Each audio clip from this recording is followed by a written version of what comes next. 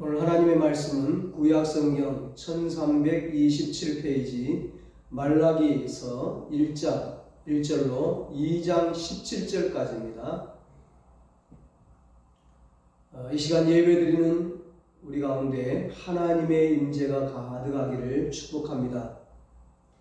예수님 탄생하신 성탄의 계절이 다가왔습니다.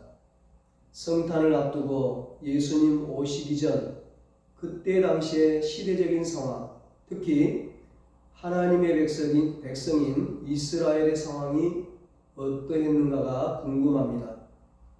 그것을 알기 위해서는 구약 마지막 성경인 말라기서를 살펴보아야 합니다. 구약 말라기와 신약 예수님 탄생까지 약 400년의 기간이 있어요. 이 기간을 중간기라고 하는데 말라기에서 마태복음까지 약 400년의 이 기간을 암흑의 시대라고 합니다. 이 기간을 하나님께서 침묵하셨다고 말씀하고 있습니다. 하나님의 임재가 나타나지 않는 시대, 하나님이 보이지 않는 시대, 하나님이 없는 것 같은 시대, 하나님이 침묵하신 시대, 그야말로 캄캄하고 어두운 시대가 바로 이 400년의 중간기입니다. 그 칠흑 같은 어둠을 뚫고 세상에 빛을 비추기 위해 빛으로 오신 분이 우리 예수님이십니다. 이런 시대적인 상황을 이해하면서 오늘 본문을 읽고 말씀을 들으시면 감사하겠습니다. 오늘은 말씀대로 살면 축복의 길이 열립니다. 이런 제목으로 함께 은혜를 나누겠습니다. 그토록 왕성했던 북쪽 이스라엘을 멸망시켰던 아수르 제국이 무너지고 남쪽 유다를 멸망시키고 영원할 것 같았던 바벨론도 70년 만에 무너졌습니다. 그 이후 많은 왕조들이 세워지고 무너지는 사이에도 하나님은 여전히 이스라엘을 사랑하시고 그들을 돌봐주시고 약속하신 대로 70년 만에 포로에서 해방시켜 주시고 다시 나라를 세우고 보존되게 해주셨습니다. 하나님께서 이스라엘 백성을 사랑하지 않았다면 그 작은 나라의 백성, 정말 힘이 없는 그 백성들은 그냥 한순간에 없어질 수 있었습니다. 그러나 하나님의 사랑과 은혜로 이스라엘 백성은 여전히 보존되었습니다. 그런데도 불구하고 이스라엘 백성들은 감사하지 않고 오히려 불평과 원망과 불만이 가득한 가운데 우상 숭배를 하며 죄악 가운데 살았습니다. 그런 백성들에게 말라기는 1장 1절에서 하나님의 경고로 시작됩니다. 그리고 나서 1장 2절부터 4장 3절까지 6가지 경고가 나옵니다. 마지막으로 4장 4절로 6절까지 추가로 부록을 기록해 놓았는데요. 여기에서 2가지 메시지가 나옵니다. 구약의 첫 장은 창세기 성경으로 천지를 창조한다로 시작이 되죠. 구약의 마지막 책인 말라기의 끝은 6가지 경고로 마치고 있어요. 하나님은 구약 성경을 마치면서 경고를 하세요. 6가지 경고는 성도들의 신앙생활에서 가장 중요한 것들입니다. 왜 이렇게 경고를 하실까요? 경고는 히브리어로 무거운 짐이라는 뜻입니다. 하나님이 우리 인생에 하나님의 무거운 짐인 돌덩어리를 하나씩 주시는데 이 6개의 돌덩이, 바로 6가지의 경고를 주신 겁니다. 1장 1절에 여호와께서 말라기를 통하여 이스라엘에게 말씀하신 경고라 말씀합니다. 이 경고, 이 돌덩이를 주신 이유는 우리가 이걸 몸에 지니고 들고 가야 세상의 거친 물결에 휩쓸리지 않을 수 있기 때문입니다. 물살이 센 냇가를 건널 때에 돌덩이를 안고 건너면 떠내려가지 않아요. 말라기에 나오는 6가지 경고 중 첫 번째가 하나님을 의심하지 말라입니다. 말라기서 1장 2절에 말씀합니다. 여호와께서 이르시되 내가 너희를 사랑하였노라 하나 너희는 이르기를 주께서 어떻게 우리를 사랑하셨나이까 하는도다. 나 여호와가 말하노라 에서는 야곱의 형이 아니냐. 그러나 내가 야곱을 사랑하였고. 하나님의 백성이 하나님의 사랑을 의심하고 있다는 겁니다.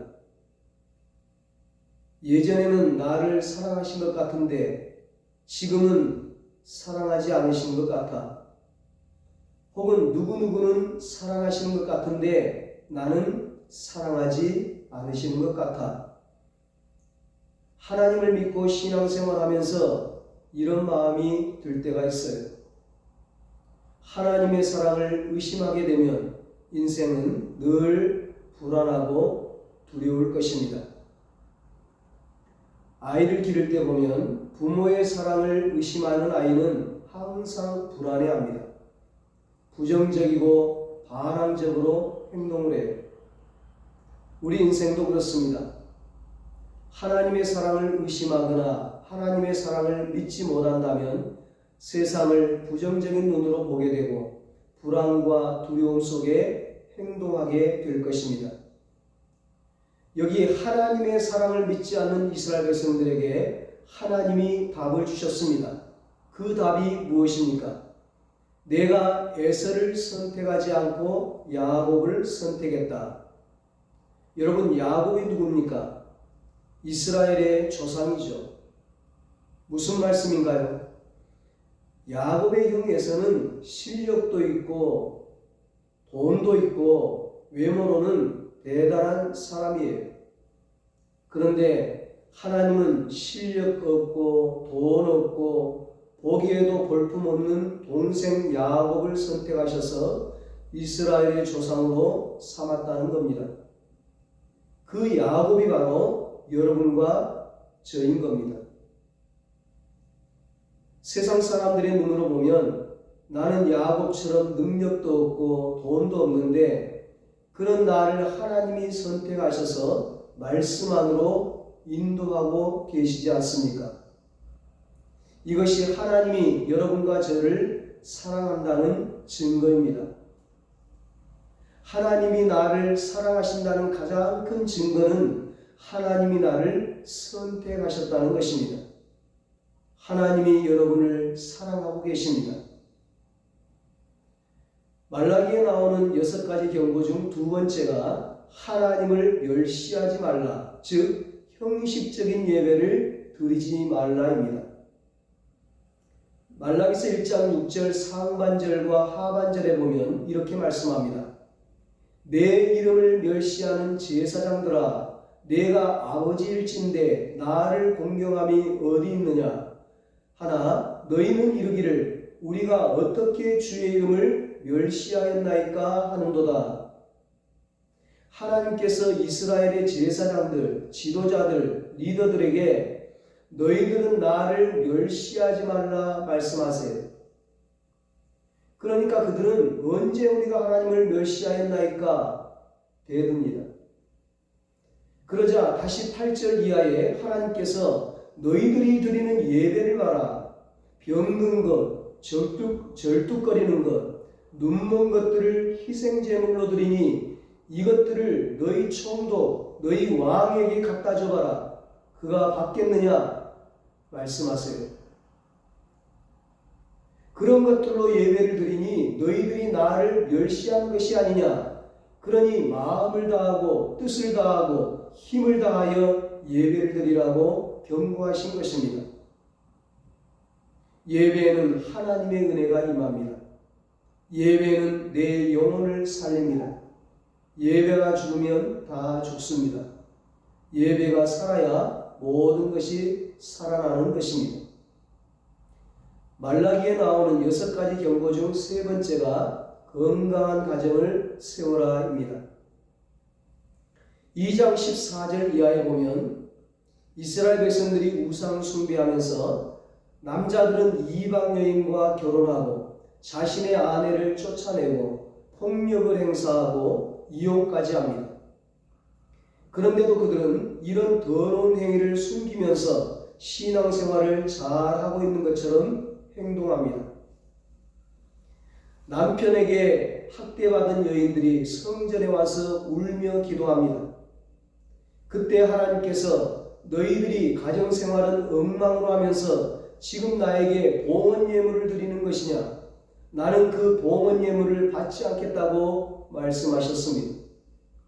그러자 그들은 어찌하여 우리의 예물을 받지 않겠다고 하십니까? 되묻습니다.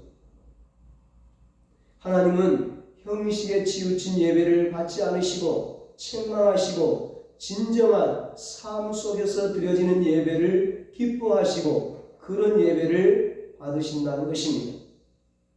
예수님께서도 마태복음 5장 23절 24절에서 예물을 제단에 드리다가 형제와 불화한 일이 생각나거든 예물을 두고 먼저 가서 화해하고 예물을 드리라고 하셨습니다. 6가지 경고 중 4번째가 하나님의 공의를 의심하지 말라입니다. 말라기 시대의 이스라엘 백성들은 바벨론을 정복한 바사 제국, 즉 페르시아 제국의 지배를 받고 있습니다.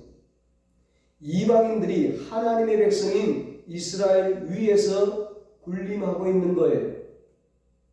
그래서 이스라엘 백성들은 하나님은 이방인들을 더 사랑하신다. 하나님은 악을 행하는 자들을 더 좋아하신다. 하나님의 정의가 어디 있느냐? 하나님의 공의가 어디 있느냐며 하나님께 대들었습니다. 이런 말들이 하나님을 괴롭혔다는 것입니다. 하지만 이스라엘 백성들은 자신들이 한 말들이 하나님을 괴롭힌다는 것을 몰랐습니다. 말라기서 2장 17절에 말씀합니다. 너희가 말로 여호와를 괴롭게 하고도 이르기를 우리가 어떻게 여호와를 괴롭혀 드렸나이까 하는도다. 이는 너희가 말하기를 모든 악을 행하는 자는 여호와의 눈에 좋게 보이며 그에게 기쁨이 된다 하며 또 말하기를 정의의 하나님이 어디 계시냐 함이니라. 정의의 하나님이 어디에 계시냐는 물음에 대한 하나님의 대답은 예수님이 곧 오신다는 것입니다. 드디어 암흑의 시대를 끝낼 메시아가 오신다는 것입니다. 빛이신 예수님이 오셔서 너희를 구원하신다는 거예요. 너희를 회복시킨다는 것입니다. 말라기에 나오는 6가지 경고 중 5번째가 하나님께로 돌아오라입니다. 하나님이 너희는 하나님인 나에게로 돌아오라 말씀합니다. 그러자 그들의 대답이 하나님 우리가 언제 하나님을 떠났습니까? 하나님에게로 돌아오라고 하시니 도대체 그게 무슨 말씀입니까? 우리의 마음은 하나님께 있습니다. 하나님이 다시 말씀하십니다. 너희들이 진정으로 나에게 마음이 있다면 11조를 드리지 않는 삶을 살았겠느냐? 너희들의 마음이 돈에 가 있고 세상 욕심과 쾌락에 가 있다고 말씀합니다. 너희들이 11조를 드리지 않는 것은 나에 대한 마음이 없다는 것이며 나에 대한 마음이 없다는 것이다. 그렇게 말씀하시며 11조 하는 자들의 축복에 대해 말씀하십니다. 3장 9절 10절입니다. 너희 곧 온 나라가 나의 것을 도둑질하였으므로 너희가 저주를 받았느니라. 만군의 여호와가 이르노라. 너희의 온전한 11조를 창고에 들여 나의 집에 양식이 있게 하고 그것으로 나를 시험하여 내가 하늘문을 열고 너희에게 복을 쌓을 곳이 없도록 붙지 아니하나 보라. 말라기에 나오는 경고 중 마지막 6번째가 하나님을 경외하라입니다. 이스라엘 백성들은 하나님을 섬겨봤자 다 헛된 일이야. 하나님 말씀대로 살아봤자 나에게 유익한 것은 하나도 없어. 그러면서 원망불평했습니다. 빈정거리고 투덜댔어요. 말라기서 3장 14절에 말씀합니다. 이는 너희가 말하기를 하나님을 섬기는 것이 헛되니 만군의 여호와 앞에서 그 명령을 지키며 슬프게 행하는 것이 무엇이 유익하리요? 하나님을 섬기는 것은 아무런 유익함이 없지 않습니까? 그들의 질문에 하나님은 너희들이 나를 섬기는 모든 것이 나의 기념책에 기록된다고 대답해 주셨습니다. 3장 16절에 말씀합니다. 그때 여호와를 경외하는 자들이 피차에 말하매 여호와께서 그것을 분명히 들으시고 여호와를 경외하는 자와 그 이름을 존중히 여기는 자를 위하여 여호와 앞에 있는 기념책에 기록하셨느니라. 아멘. 기록했다는 것은 기억한다는 것입니다. 하나님을 경외하는 자를 기억하시고 반드시 보상해 주신다는 것입니다. 하나님은 이렇게 6가지 경고를 끝내시고 이어서 2가지 메시지를 주십니다. 바로 구약의 마지막 메시지예요. 이 구약의 마지막 메시지를 2가지로 나눌 수 있는데 첫 번째가 하나님의 말씀을 기억하고 지키라는 것입니다. 4장 4절에 말씀합니다. 너희는 내가 호렙에서 온 이스라엘을 위하여 내 종 모세에게 명령한 법 곧 율례와 법도를 기억하라. 하나님은 호렙산에서 모세에게 십계명과 율법을 주셨습니다. 이스라엘 백성들은 원래 애굽의 노예로 430년 동안 살다가 하나님의 은혜로 출애굽하고 광야길을 통과하여 호렙에 도착했습니다. 호렙의 뜻은 거친 광야, 황무지란 뜻이에요. 거친 땅, 광야, 황무지에 도착했다는 겁니다. 살 길이 막막한 거예요. 이스라엘 백성들이 어디로 가야 할지, 인생을 어떻게 살아야 할지 모를 때 그때 하나님께서 율법을 주셨습니다. 율법은 하나님께서 우리가 어떻게 인생을 살아야 하는지 가르쳐 주신 삶의 지표이자 삶의 기준입니다. 이스라엘 백성이 광야를 통과해야 약속의 땅 가나안에 들어가듯이 우리도 광야와 같은 이 거친 세상을 지나야 영원한 가나안 천국에 들어갈 수 있습니다. 그래서 우리 인생을 가리켜 거친 광야와 같다고 하지 않습니까? 이 거친 광야에서 우리가 어떻게 살아야 할까요? 어떻게 승리할 수 있을까요? 하나님의 말씀대로 살면 되는 것입니다. 그러면 승리합니다. 하나님께서 모세에게 살아가는 데 필요한 율법을 모두 주셨습니다. 그리고 모세는 그 율법을 백성들에게 전하게 됩니다. 신명기 4장 10절에 말씀합니다. 내가 호렙산에서 내 하나님 여호와 앞에 섰던 날에 여호와께서 내게 이르시기를 나에게 백성을 모으라. 내가 그들에게 내 말을 들려주어 그들이 세상에 사는 날 동안 나를 경외함을 배우게 하며 그 자녀에게 가르치게 하리라 하시매. 아멘. 모세는 하나님께 받은 율법을 백성들에게 다 이야기했습니다. 그 율법을 들은 백성들은 말씀대로 준행하겠다고 말했습니다. 출애굽기 24장 7절에 말씀합니다.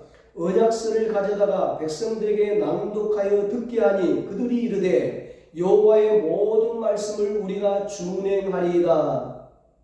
준행한다는 것은 그대로 행동하겠다, 그대로 살겠다는 것입니다. 이스라엘 백성들은 출애굽 이후에 하나님의 말씀대로 즉시 그대로 행동하겠다, 하나님의 율법대로 그대로 준행하며 살겠다고 대답했습니다. 그렇게 시내산 광야에서 말씀대로 살겠다고 약속했지만 가나안에 들어와서, 가나안 땅에 들어와서, 그리고 지금 이 말라기 때가 되어서는 말씀대로 살고 있지 않습니다. 하나님의 말씀을 다 잊어버린 거예요. 그래서 하나님께서는 말씀을 잊어버린 이스라엘 백성들을 향해서 말라기 마지막 장 구약 마지막 절에서 한 번 더, 다시 한 번 더 이 율법을 기억하고 지키라고 말씀하시는 것입니다. 여러분, 승리하는 인생이 되기를 원하십니까? 그렇다면 말씀을 주야로 묵상하고 그 말씀대로 지켜 살게 되기 바랍니다. 하나님은 모세 다음으로 이스라엘을 이끌고 가나안에 들어갔던 여호수아에게 단 한 가지 부탁을 하셨습니다. 어떤 부탁을 했나요? 무기를 잘 관리해서 군대를 강하게 키워라. 똑똑한 사람을 장관으로 세워서 부강한 나라를 만들어라. 그렇게 말씀하지 않으셨어요. 딱 한 가지만 부탁하셨어요. 여호수아서 1장 8절입니다. 이 율법책을 내 입에서 떠나지 말게 하며 주의 안으로 그것을 묵상하여 그 안에 기록된 대로 다 지켜 행하라. 그리하면 내 길이 평탄하게 될 것이며 내가 형통하리라. 아멘. 여러분, 매일 말씀을 읽고 주의 안으로 묵상할 수 있게 되기 바랍니다. 읽는 것으로 끝나지 말고 그 말씀대로 살고 순종하기 바랍니다. 그리하면 내 길이 평탄하게 될 것이며 내가 형통하리라. 말씀대로 될 것입니다. 우리 앞에는 축복과 저주가 놓여 있습니다. 말씀에 순종하면 축복의 길이 열리고 말씀에 불순종하면 저주의 길이 열리는 것입니다. 신명기 11장 26절 28절에 말씀합니다. 내가 오늘 복과 저주를 너희 앞에 두나니 너희가 만일 너가 오늘 너희에게 명하는 너희의 하나님 여호와의 명령을 들으면 복이 될 것이요 너희가 만일 내가 오늘 너희에게 명령하는 도에서 돌이켜 떠나 너희의 하나님 여호와의 명령을 듣지 아니하고 본래 알지 못하던 다른 신들을 따르면 저주를 받으리라. 여러분, 말씀이 하라는 대로 순종할 수 있게 되기 바랍니다. 주의를 성수하십시오. 예배를 들으십시오. 항상 기뻐하십시오. 쉬지 말고 기도하십시오. 범사에 감사하십시오. 거짓말하지 마십시오. 간음하지 마십시오. 술 취하지 마십시오. 불평하지 마십시오. 탐심 부리지 마십시오. 화내지 마십시오. 미워하지 마십시오. 미국의 27살 된 청년 등반가가 그 깊은 협곡에 바위산을 등반하다가 높은 협곡에 바위산을 등반하다가 위에 있는 바위가 청년의 오른손에 떨어졌습니다. 큰 바위가 손 위로 떨어졌기 때문에 손을 빼낼 수가 없었습니다. 오른손이 바위 틈에 낀 채로 5일이 지났습니다. 먹을 빵도 마실 물도 다 떨어졌습니다. 이제 청년은 둘 중에 하나를 선택해야 합니다. 바위 틈에 오른손이 낀 채로 죽을 것인가? 아니면 조금이라도 힘이 있을 때 팔을 잘라내고 있는 힘을 다해 10km 이상 걸어서 마을을 찾아 도움을 받을 것인가? 살 길을 찾아낼 것인가? 그는 팔을 자르기로 결정했습니다. 칼이 무뎌서 팔을 자르는데 1시간이 걸렸습니다. 그리고 그는 살았습니다. 만약에 이 청년이 자신의 오른손을 도저히 자를 수 없다고 하면서 그대로 있었더라면 어떻게 되었을까요? 청년의 오른손은 남아 있었겠죠. 그러나 생명을 잃었을 것입니다. 그리고 그는 죽어가면서 후회했을 것입니다. 조금 더 힘이 있었을 때, 아니 분명히 살 수 있는 길이 있었을 때 미련 없이 오른손을 잘라버렸다면 이렇게 죽지 않았을 텐데. 사랑하는 여러분, 여러분의 삶에서 지금 성령님께서 멈추라고 하는 그것을 멈추시기 바랍니다. 끊으라고 하는 그것을 끊으시기 바랍니다. 그것을 멈추지 않으면 그것을 자르지 않으면 그때 그랬어야 했는데 후회하며 인생이 끝날 것입니다. 성경은 피 흘리기까지 죄와 싸우라고 말씀합니다. 마태복음 5장 6장 산상수훈에서 예수님께서 단호하게 말씀하십니다.